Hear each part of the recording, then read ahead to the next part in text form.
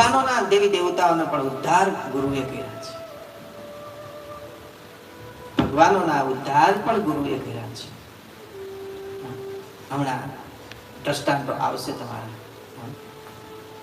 એક દાખલો જોઈએ. સુરતની ભૂમિ કોની ભૂમિ છે? સુરતની ભૂમિ કોની છે? દાનેશ્વરી કર્ણની ભૂમિ છે. એના ઉપરનો એક મને નાભીમાં અત્યારે કોઈ બોલાવે છે દાખલો કહું તમને. ખાસ પહેલી વાર બધા સાંભળતા હશો, સાંભળીને ગદગદ થઈ જાઓ તમે કે આપણે કઈ ભૂમિ ઉપર છે. ધ્યાનથી સાંભળજો.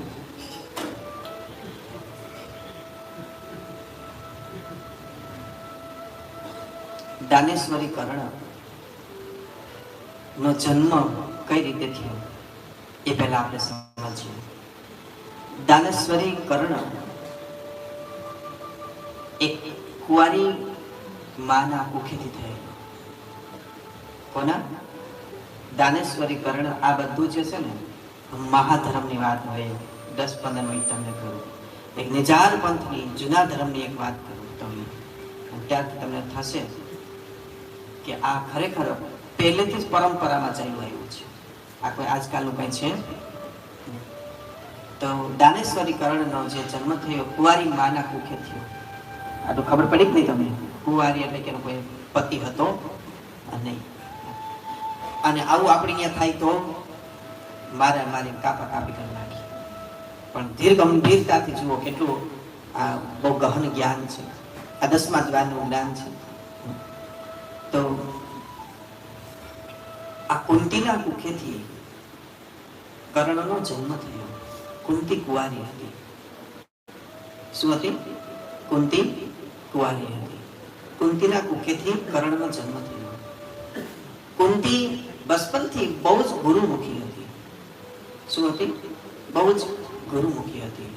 એનામાં વારસાઈ સંસ્કારોનું બહુ ચિંતન હતું, સારું એવું અધ્યયન હતું. એટલે એ હર હંમેશ એ કુંતી ગુરુ પાસે, ગુરુના આશ્રમમાં જ રહેતી. તો એવામાં જે 10મા દ્વારના જતી સતીના નીતિ નિયમના ધર્મ અનુસાર એને અમુક એવી સાધનાની અંદર એને ગર્ભ રહી ગયો. શું રહી ગયું? ગર્ભ રહી ગયો. આ ગર્ભ રહેતાની સાથે પાંડુ નામના રાજા, કોણ? એટલે કે એના માતા પિતા. તો એના કુંતીને ધીમે ધીમે ગર્ભ વધતો જાય છે અને એના માતા પિતાને ખબર પડે છે. એના માતા પિતાને ખબર પડી એટલે એ તો અહોભાગી થઈ ગયા. ધન ગણીને ધન ભાગ્ય. અને એમને એમ થયું આ તો એના ગુરુઓનો પ્રસાદ છે. તો એ તો એના માતા પિતા પણ બહુ સમર્થ સિદ્ધ અને આ ધર્મને બધા વરેલા મહાપુરુષો. એટલે કુંતીને અજ્ઞાતવાસમાં મૂકી દીધી. 9 મહિના સુધીના અજ્ઞાતવાસમાં કુંતીને મૂકવામાં આવી.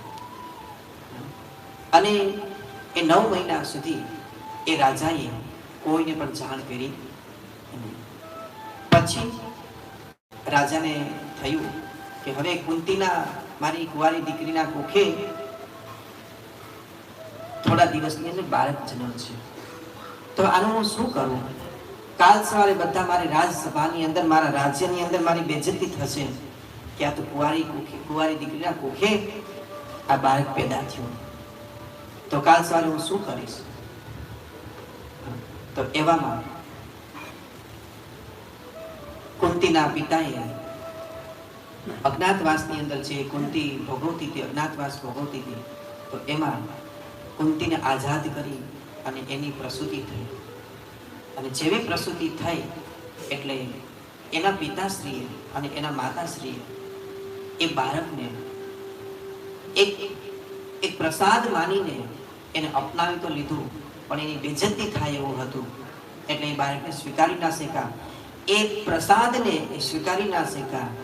એ ગોડ ગિફ્ટને એ સ્વીકારી ના શક્યા. કાલ સવારે ફજેતી થશે. આ પરણની વાત તો અમને કઈ વાંધો તો આ તો કુંવારી દીકરી છે. તમે જોજો હો, ગુરુ ભક્તિ શું, ગુરુ નિષ્ઠા શું અને ગુરુના પ્રસાદની તાકાત શું છે એ આ વસ્તુ તમને બતાવશે. પૂરા ધ્યાનથી સમજો તમે બધા. તો ત્યારે કુંતીની મંજૂરી લઈ અને એના માતા પિતાએ અને એની ડિલિવરી થઈ, એની પ્રસૂતિ થઈ, જન્મતાની સાથે એ બાળકને યમુના નદીની અંદર કોઈ વાલપત્રની અંદર, એટલે શું કહેવાય, મોટું એક બનાવ એના માટે, વાલપત્રની અંદર સુરક્ષા કવચની અંદર અને યમુના નદીની અંદર છોડવામાં આવ્યું, મૂકી દેવામાં આવ્યું. એ નદીના હિલોરા, પાણીના હિલોરા ખાતું ખાતું ખાતું એક ભાનુ નામના રાજાને આ બાળક પ્રાપ્ત થયું. કયા? ભાનુ નામના રાજાને એક આ બાળક પ્રાપ્ત થયું. અને એ બાળક એને પ્રાપ્ત થયું એની જ્ઞાતિ, જો કે આપણે કોઈ આધ્યાત્મિક રીતે કોઈ જ્ઞાતિ જાતિને માનતા હોતા નથી, પણ એક એવી નીચી જ્ઞાતિને એક બાળક પ્રાપ્ત થયું. અને એ બાળક પ્રાપ્ત થતા એટલે એ બાળક જે એને પાણીમાં જોયું, નદીમાં જોયું, રડતું હતું, એ રડતાની સાથે સાથે એ બાળકને એની આંખમાં જોયું તો બહુ તેજસ્વીતા હતી. અને એ બાળકને જોતા જ એ રાજાની આંખ થોડીક વાર અંજાઈ ગયા. આટલા આ બાળકની અંદર તેજસ્વીતા, આવું ભગવાન સ્વરૂપ જેવું બાળક આવું કોને છોડી દીધું હશે? આ કોનું પાપ હશે? આવા ભાનુ નામના રાજા આવું બધું વિચારે છે, અંતર મંથન કરે છે. એવામાં એની ધર્મપત્ની આવે છે, રાજેશ્વરી આવે છે. તો એમને એ પણ એને વાલ કરે છે અને એની માતાના હાથમાં લે છે, રાજાની એની રાણીના હાથમાં લે, તો એના હાથની અંદર કાયદેસર શક્તિપાત થાય છે. શું થાય છે? શક્તિપાત થાય છે. તો જ્યારે એના માતા પિતા એટલે કે કુંતીએ અને એના રાજાએ, કુંતીના માતા પિતા ને કુંતીએ એ બાળકને જન્મ આપ્યો, આપતાની સાથે યમુના નદીમાં જ્યારે એને વાલપટની અંદર મૂકતા હતા ત્યારે એના કાનની અંદર કુંડળ મૂક્યા. શું? રાજાએ એના કાનના કુંડળ કાઢી અને એ બાળકને પહેરાવી દીધા અને પછી યમુના નદીની અંદર એને વહેતું મૂક્યું. અને એવામાં ભાનુ નામના રાજાને એ બાળકની પ્રાપ્તિ થાય છે. જોરદાર તેજસ્વી બાળક. અને એ બાળક, એ લોકોને સંતાન નહોતું, ઘણા સમયથી એને સંતાન ના રહેતું. તો અચાનક એને આ ભેટ પ્રાપ્ત થઈ. એ ભેટ પ્રાપ્ત થઈ અને ભગવાનનો પ્રસાદ સમજીને એ બાળકની માવજત કરે છે. પછી એ બાળક અચાનક એકવાર એના કાનના કુંડળ આમ ખખડાવે છે, સતત એના કાનના કુંડળ ખખડાવે છે. રાત દિવસ એ એક જ મસ્તી કરે, કાનના કુંડળ ખખડાવે, બીજું કાંઈ કરે નહીં. કાનના કુંડળ ખખડાવે, બીજું કશું કઈ કરે નહીં. અને એ પણ એના કાનના કુંડળ એના ગુરુએ, રાજાએ એને રાજગાદી ઉપર જ્યારે આવ્યા હતા ત્યારે પહેરાવવામાં આવ્યા હતા, કુંતીના પપ્પાને, પિતાશ્રીને. તો એ કાનના કુંડળ ગુરુની ભેટ એ બાળકને આપવામાં આવી. તો એ બાળક સતત કાનના કુંડળ ખખડાવતું હતું, સતત ખખડાવતું હતું. તો એ કાનના કુંડળ ખખડાવતું, એમાં ઓમની ધ્વનિ સંભળાતી હતી. એટલે આ પહેલાના લોકો તો બધા આધ્યાત્મિક હતા, ગુરુમુખીઓ હતા, એટલે સમજી તો જાય. તો એ બાળક સતત કાનના કુંડળ ખખડાતું હતું, એટલે એ બાળકનું નામ કર્ણ પાડવામાં આવ્યું. એ બાળકનું નામ કર્ણ પાડવામાં આવ્યું. ત્યારબાદ ધીમે ધીમે ધીમે મોટું થાય છે. પછી એને ગુરુ આશ્રમમાં મૂકવામાં આવે છે. ત્યારબાદ એને શસ્ત્ર અસ્ત્રની બધી ક્રિયાઓ, આ તે બધું ગુરુ પ્રાપ્ત થાય છે. અને એવામાં પછી તેના ઘણા બધા એવા એની કહાનીઓ છે, એના સત્સંગો છે, એ કરીએ તો રાત વહી જાય આખી. ત્યારબાદ છેલ્લે પછી એનું ભગવાન કૃષ્ણ સાથે ભેટો થાય છે. હવેની વાત જે આવે છે, આપણે જે ધરતી પર બેઠા છે એની વાત છે, ધ્યાનથી સાંભળજો. તો ભગવાન શ્રી કૃષ્ણ સાથે એનો ભેટો થાય છે કુરુક્ષેત્રના મેદાનની અંદર. અને ભગવાન કૃષ્ણ સારથી બન્યા છે યુદ્ધની અંદર, અને અર્જુન એ યોદ્ધા બન્યા છે. તો અર્જુને ઘણા વર્ષો સુધી તપસ્યા કરી અને વામપસ્ત નામના શસ્ત્રની પ્રાપ્તિ કરી. અને એ વામપસ્ત નામના શસ્ત્રની પ્રાપ્તિ કરતા અને ભગવાન શંકરને વરદાન આપ્યું, એને શક્તિ આપી, દિવ્ય શક્તિ આપી કે આ કોઈને મારીશ એ ધુરંધર ગમે એવો મારો પણ વરદાન લીધેલો કોઈ પણ હશે તો પણ એનું મૃત્યુ થશે. એવું એ શસ્ત્રની અંદર બહુ જોરદાર તાકાત હતી. તો એવામાં યુદ્ધની અંદર, કુરુક્ષેત્રના યુદ્ધની અંદર શંખ ફૂંકાણો અને અર્જુનની ગાંડીમાં જે તીર ચડ્યું, એ તીર ચડતાની સાથે કર્ણને તીર લાગે છે. અને કર્ણને તીર લાગતાની સાથે એ જગ્યા પર ઢળી પડે છે. એ કર્ણ અઢળી પડે છે, પણ એનું મૃત્યુ નથી થયું હજુ. અને ઘણા બધા દિવસ સુધી એ કર્ણ ત્યાં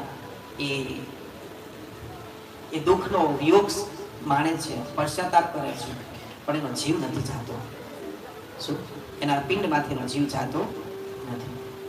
પછી ભગવાન કૃષ્ણ જોવે છે કે અર્જુને આ તીર મારી દીધું છે. ભગવાન શંકરનું આ સાક્ષાત શક્તિ છે અને એને એનું હરણ, એ તીર એને મારી છે તો પણ આનું મૃત્યુ નથી, જીવ પિંડમાં છૂટતો નથી.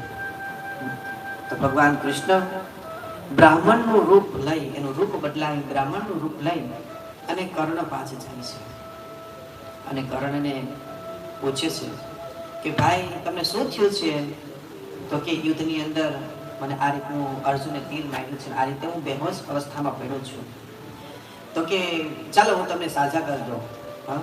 તો કે ના, મારું મૃત્યુ હવે આમાં જ છે, મને ખાલી પશ્ચાતાપ કરવા દો, મારું મૃત્યુ ખાલી આમાં જ છે. તો કે ભગવાન કૃષ્ણ, એટલે કે એ બ્રાહ્મણ કે છે, ભગવાન કૃષ્ણનું રૂપ બદલાવી અને જે બ્રાહ્મણ બન્યા છે એ બ્રાહ્મણ કે છે, પણ ભાઈ તારો એમ જીવ નહીં જાય, હું બ્રાહ્મણ છું, જાણું છું બધું, તારો જીવ એમ નહીં જાય કે. તો કર્ણ પૂછે કેમ નહીં જાય? તો એ બ્રાહ્મણ કહે છે કે હે દાનવીર કર્ણ, મેં તારા વિશે બહુ બધું સાંભળ્યું છે કે તું મોટામાં મોટો દાનવીર છો. તે અત્યાર સુધી તે તારી પાસે કશું જ નથી રાખ્યું, તે અબ ઘડી આવ્યું અબ ઘડી તું બધાને દાન કરી દેશો, એવો તું મહાન યોદ્ધા છો. તો તારે હજુ એક વસ્તુ દાન કરવાની જરૂર છે, ત્યારે તારો પ્રાણ છૂટશે. હજુ એક વસ્તુનું તારે દાન કરવાની જરૂર છે, ત્યારે તારો પ્રાણ છૂટશે. યાદ રાખજો બરાબર. હજુ એક વસ્તુનું તારે દાન કરવાનું છે, પછી તારો પ્રાણ છૂટશે. અને ત્યારે કર્ણ પૂછે છે કયું દાન? હવે મારી પાસે કશું જ નથી રહ્યું, હવે હું ખાલી થઈ ગયો છું. મારું બખ્તર હતું એ બધું પડી ગયું છે, મારું સોનાનું મુંગટ હતું એ બધું પડી ગયું, હવે મારી સિવાય, મારી પાસે વસ્ત્ર સિવાય બીજું કશું જ નથી રહ્યું. તો હું શું દાન કરી શકું? ત્યારે ભગવાન એ બ્રાહ્મણ કહે છે કે હે કર્ણ, તારા દાંતની અંદર સોનાનો દાંત છે, એ પણ કાઢી નાખ. શું? તારા દાંતની અંદર સોનાનો દાંત છે, તારા મોઢામાં સોનાનો દાંત છે, એ પણ કાઢી નાખ.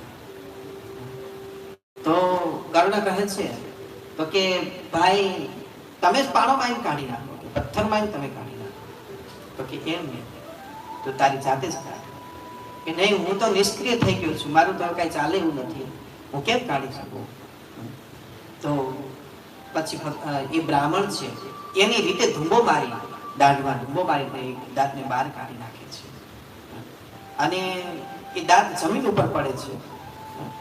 જેવો દાંત જમીન ઉપર પડે છે એટલે કર્ણ કહે છે કે મને કેમ ખબર કે મારો સોનાનો જ દાંત છે? મને કેમ ખબર કે મારો સોનાનો જ દાંત નીચે પડી ગયો અને સોનાનો જ પડ્યો, બીજો પણ પડ્યો, મને શું ખબર? તો મારે મારી હાથે જોવું છે દાન થયું કે નહીં. સમજાય છે? મારે જોવું છે મારી હાથે દાન થયું કે નહીં. તો એવામાં એ બ્રાહ્મણ અંતરચક્ષુ કરી અને જમીન ઉપર તીર મારે છે કે જો હું હમણાં તીર મારું અત્યારે આ જગ્યા ઉપરથી પાણી નીકળે તો તારે સમજવાનું. એ જગ્યા ઉપર તીર મારે છે, અંતરચક્ષુથી પાણીનો ફુવારો છૂટે છે. કર્ણ વર્તી ગયો, જોઈ ગયો, અનુભવી લીધું કે આ કોઈ બ્રાહ્મણ નથી, આ કોઈ મહાપુરુષ લાગે છે, આ કોઈ અવતારી પુરુષ લાગે છે. તો કે હે દીન દયાળુ, આપ દયા કરીને આપ રૂપમાંથી આપ સ્વરૂપમાં આવો. શું? આપ રૂપમાંથી સ્વરૂપમાં આવો. તો સાક્ષાત ભગવાન કૃષ્ણ. કોણ? સાક્ષાત ભગવાન શ્રી કૃષ્ણ. તો કર્ણને કહે છે બોલ તારી અંતિમ ઈચ્છા શું છે? તો કર્ણે એમ કીધું કે મારી અંતિમ ઈચ્છા એક જ છે અને તો જ મારા શરીરમાંથી જીવ જશે, એ મને પાકી ખબર છે. તો કે કઈ રીતે? તો કર્ણ કહે છે કે મને, હું જે જન્મો છું, હું જે મારી કુંવારી માના કુખેથી હું જન્મો છું, હું મારી કુંવારી માના કુખેથી જન્મ છું, તો મારે કુંવારી ધરતી ઉપર જ મારો સબને જો તમે બાળશો તો જ મારું ગતિ થશે, તો જ મારી ગતિ થશે. તો ભગવાન કૃષ્ણ કહે એ કુંવારી જગ્યા કઈ હશે? એ તો ખેલાડી કોણ ખબર હોય તો પૂછે કઈ જગ્યા છે કર્ણ?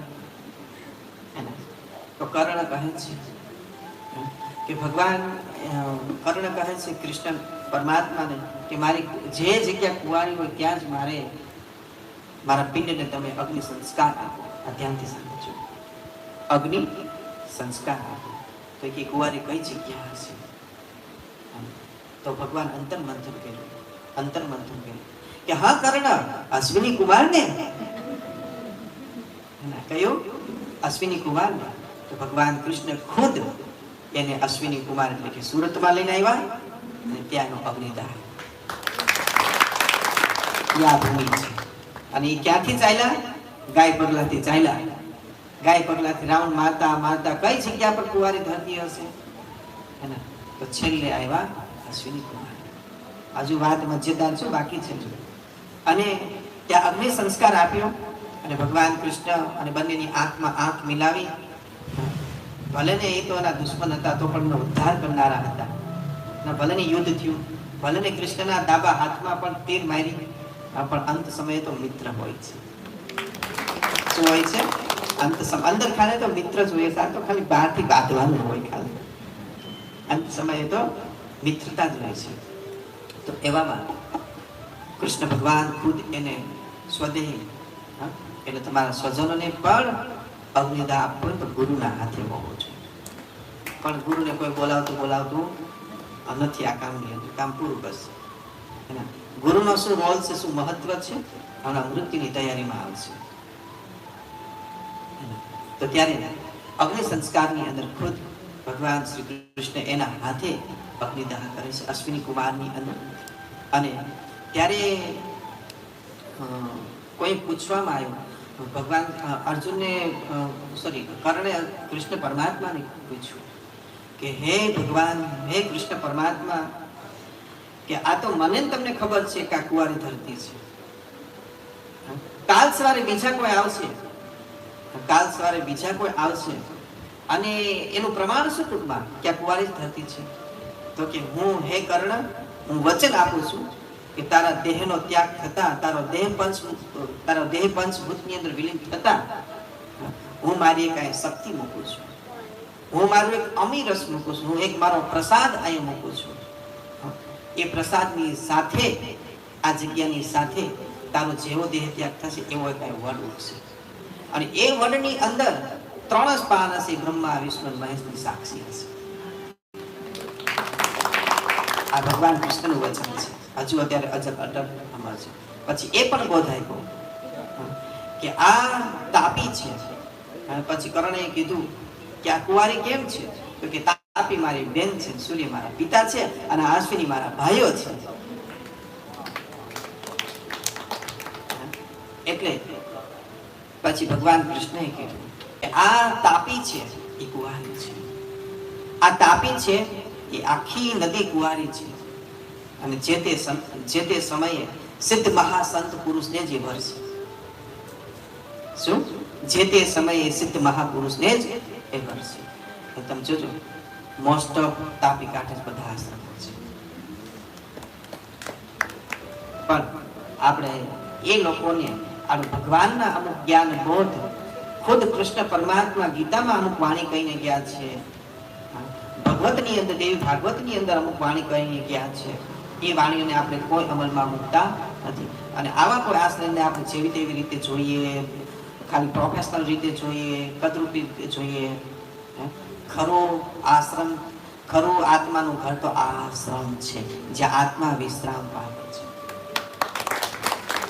અને એવો આપણો આશ્રમ તાપી કાંઠે, કુંવારી નદીના કાંઠે છે.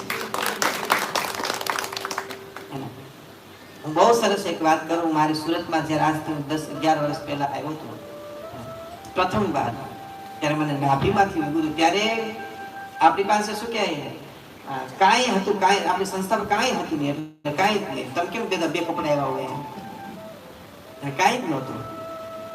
ત્યારે મેં ખાલી એક શિબિરની અંદર અઠે ગઠે બાણ માર્યું હતું કે જેથી તેથી આપણે તાપી કાંઠે આશ્રમ કરવો છે. અઠે ગઠે ત્યારે 5-10 હજાર નહીં હોય અને માગી માગીને શિબિર કરતા.